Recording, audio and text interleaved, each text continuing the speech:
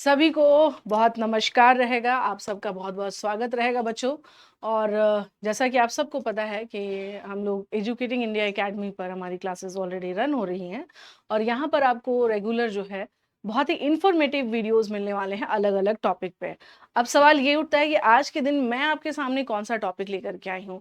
तो मैं आज आपको मैं पढ़ाने वाली नहीं हूँ, बस मैं आपको यहाँ बताने वाली हूँ। Just it's a informative video कि आपको ये पता होना चाहिए कि इंटरनेशनल कोर्ट ऑफ जस्टिस क्या है। क्योंकि देखिए जब हम बात करते हैं न्यायालय के विषय में तो आप सबको पता है कि भई अलग-अलग जैसे हमारे देश में आप क्या देखेंगे लोअर कोर्ट हो गया है ना, हाई कोर्ट हो गया, माननीय सर्वोच्च न्यायालय हो गया। तो अब बात करते हैं कि यहाँ पर जब हम पढ़ते हैं, जब आपने न्यूज़ में देखा होगा अक्सर कि इंटरनेशनल कोर्ट ऑफ जस्टिस का जब नाम आता है, तो सवाल ये है कि इंटरनेशनल कोर्ट ऑफ जस्टिस है क्या? है ना? और इसके क्या काम है? हाल-फिलहाल ये चर्चा में क्यों आया है? तो इसके बारे में आइए मैं एक छोटा-सा यहाँ पे आपके साथ डिस्कशन करने वाली हूँ कि बेसिकली हुआ क्या था यहाँ पर कि और अंतर्राष्ट्रीय जो है यहाँ पर न्यायालय जिसको कि हम लोग वर्ल्ड जो है आपको कोर्ट भी कहते हैं। तो इंटरनेशनल कोर्ट ऑफ जस्टिस को वर्ल्ड कोर्ट के नाम से भी जाना जाता है। अब रही दूसरी बात कि ये चर्चा में क्यों आया? Why this is in news? तो इसके न्यूज़ में आने का कारण मैं आपको बताना चाहती हूँ कि इसमें न्यूज़ में आने का कारण क्या रहा? एक देश है जिसका नाम है वानुआतू। यहाँ देखेंगे यहाँ पर एक बहुत ही छोटा देश है, द्वीपीय देश इसको हम कह सकते हैं यहाँ पर। तो इस देश का नाम है क्या? वानुआतू। सो बेसिकली वानुआती जो छोटा देश है इसने जो है एक याचिका दायर की, यानी कि इसके द्वारा जो है मामला आ गया इंटरनेशनल कोर्ट ऑफ जस्टिस में कि जो भी खास तौर से जो कंट्रीज़ हैं, है ना?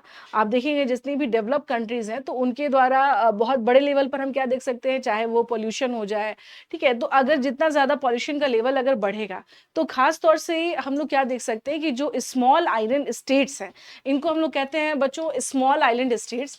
तो स्मॉल आइलैंड स्टेट्स क्या हो रहे हैं, लगातार जो है उनके ऊपर ये खतरा मंडरा रहा है कि ये कभी भी क्या हो सकते हैं, कोलैप्स हो सकते हैं, ये कभी भी मर्ज कर सकते हैं समुद्र के साथ। तो इसीलिए खास तौर से जो स्मॉल आइलैंड स्टेट्स के जो लोग रहने वाले हैं, उन लोगों के द्वारा क्या किया गया इंटरनेशनल, जिसमें कि खास तौर से हम क्या देख रहे हैं वानुआतू के बारे में कि ये जो है यहाँ पर मामला आया और इसमें ये कहा गया कि इससे हम लोगों के ऊपर क्या है, खतरा है, यानी जो हमारे ऊपर क्या देख सकते हैं, थ्रेट है। अब सवाल ये उठता है कि इस थ्रेट को लेकर के इसमें इंटरनेशनल कोर्ट ऑफ जस्टिस क्या कर सकता है यहाँ पे। तो इंटरनेशनल कोर्ट ऑफ जस्टिस ने भी क्या किया, बहुत ही ऐतिहासिक निर्णय दिया है कि ऐसा है, जीवन जीने का अधिकार क्या है, सबका है। जितने भी लोग हैं दुनिया में उन सब के लिए क्या, पृथ्वी सबकी है। तो हमें सिर्फ अपने के बारे में नहीं सोचना है ना। We don't have to think about only ourself. हमें सेल्फ सेंटर्ड नहीं होना है, हमें सबके बारे में सोचना है। और डेवलपमेंट तभी होता है जब सतत विकास हो, जिसमें सबका विकास क्या हो, समाहित हो।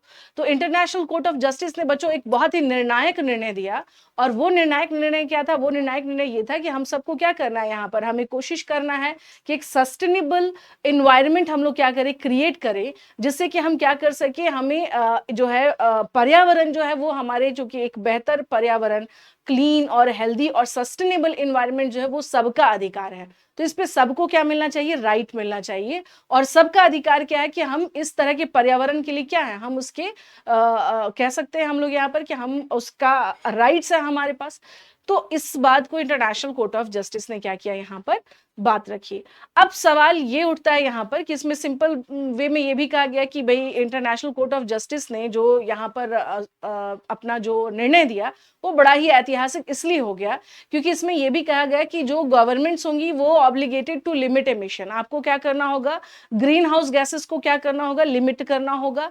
जैसे अगर देखा जाए जो पेरिस एग्रीमेंट के बारे में हम देखेंगे तो जो पेरिस एग्रीमेंट का गोल है उसके अकॉर्डिंग 1.5 डिग्री सेल्सियस से ऊपर आपका इंडस्ट्रियल लेवल का जो ऑलरेडी क्या हो चुका है, हम जा चुके हैं, लक्ष्य पूरा करना होगा। और पूर्व औद्योगिक काल से वैश्विक तापमान में पहले ही 1.3 डिग्री सेल्सियस की वृद्धि हो चुकी है। तो अब जो भी देश हैं या जो भी कंट्रीज हैं जिनके थ्रू क्या हो रहा है, अगर वो अनुपालन नहीं कर रहे हैं, है ना, तो इसके लिए नॉन कंप्लायंस, यानी अगर गवर्नमेंट फेल है कि मीट देयर ऑब्लिगेशंस, तो उनको क्या करना होगा, तो उनको वो लीगली रिस्पॉन्सिबल होंगे इसके।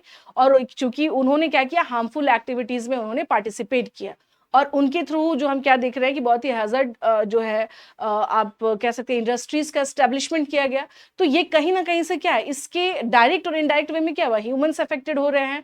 तो इसके लिए आपको क्या करना होगा, कंपनसेशन देना होगा और साथ के साथ आपको मेक श्योर करना होगा कि ये गलती आप दोबारा नहीं करेंगे और ऐसे ये जो आपने एक्टिविटीज़ की ये दोबारा फिर से नहीं होने वाला है।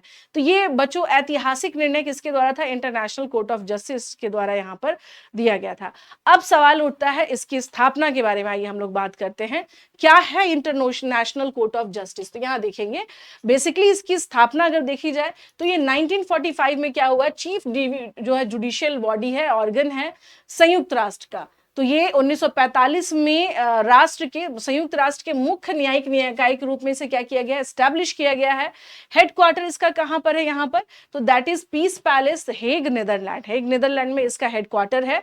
और काम क्या है इसका, तो काम है settle disputes between countries, provide advisory opinions on legal question, refer to it by other authorised in UN bodies etcetera. यानी इसके कार्यों के बारे में अगर देखा जाए तो जो भी देशों के बीच विवाद है उसके निपटारा करना, कोई राय अगर मांगी गई महत्वपूर्ण राय तो उसमें अपनी राय देना, और खास तौर से जो भी कोई कानूनी यानी कि कोई भी अगर लीगली अगर कुछ क्वेश्चंस आते हैं तो उसके बारे में क्या करना, वहां पर सलाहकारी राय जो है ये इंटरनेशनल कोर्ट ऑफ जस्टिस देता है। अब सवाल उठता है कि क्या है इंटरनेशनल कोर्ट ऑफ जस्टिस या फिर जिसको हम लोग कह रहे हैं विश्व न्यायालय, क्या इसकी कुछ सीमाएं हैं? यस ऑफ कोर्स, इसके लिमिटेशंस हैं। Can only here cases if requested by the country, means ऐसा नहीं है कि ये कोई भी केसेस को क्या करेगा यहाँ पे हियर कर लेगा। एज पर द, अगर ये तभी मामलों की सुनवाई करेगा जब देशों के द्वारा अनुरोध किया जाता है कि हाँ मेरा ये मामला है, आप उसे क्या करिए, उसे देखिए। जैसे अगर हम बात करें यहाँ पर तो ऑलरेडी जैसे इजराइल और गाजा वाला जो मामला है तो उसमें इंटरनेशनल कोर्ट ऑफ जस्टिस का क्या निर्णय रहा, तो यहाँ पर दायर किया जाएगा कि हाँ ये मेरा मुद्दा है, आप उसको क्या करिए, देखिए।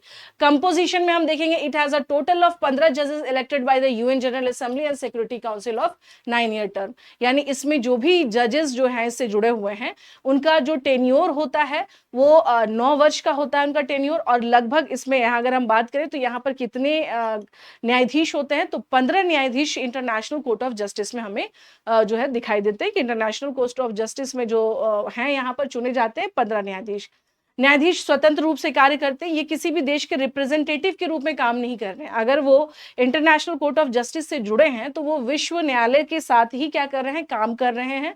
और यहाँ पर उनका क्या काम है, जैसा कि मैंने बताया कि जो भी इस तरह के इंटरनेशनल डिस्प्यूटेड मामले हैं उसको देखना, और अगर आपसे कोई कानूनी अगर राय ली जा रही है, कोई अगर डिमांड किया जा रहा है तो उस पर ये क्या करेगा, इंटरनेशनल कोर्ट ऑफ जस्टिस क्या करेगा, यहाँ पर अपने जो सलाह है, जो अपने राय हैं वो यहाँ पर ये दे सकते हैं। तो इस तरह से बच्चों यहाँ पर अगर हम लोग बात करें तो this is all about the international court of justice.